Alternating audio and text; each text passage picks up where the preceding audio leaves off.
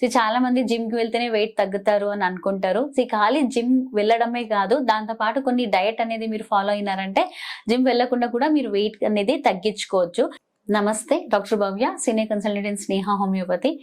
Basically మనకు పొద్దున లేచిన వెంటనే మీరు గోరువెచ్చని నీళ్ళు అనేది కంపల్సరీ ఒక గ్లాస్ తాగాలి. దాని తర్వాత half an hour to 1 hour brisk walk, continuous walk అనేది మీరు చెయ్యాలి. వచ్చినాక ఓన్లీ 2 ఇడ్లీ, 2 దోస, 2 పుల్కాస్, చిన్న ఒక బౌల్ ఆఫ్ ఉప్మా తీసుకోవచ్చు.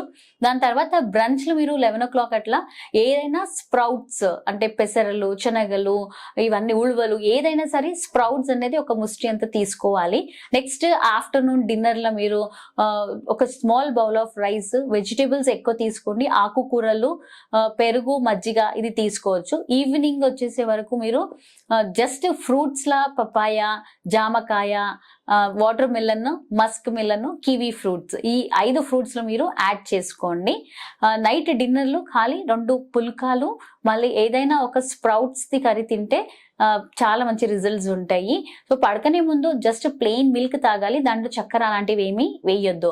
ఇలాంటి డయట్ మీరు రెగ్యులర్ గా చేశారు 2 hours అండ్ మార్నింగ్ ఒక 45 minutes, ఈవినింగ్ 45 minutes వాక్ చేశారంటే మీ వెయిట్ అనేది తొందరగా తగ్గిపోతుంది. జిమ్ వెళ్ళాల్సిన అవసరం ఉండదు. ధన్యవాదాలు.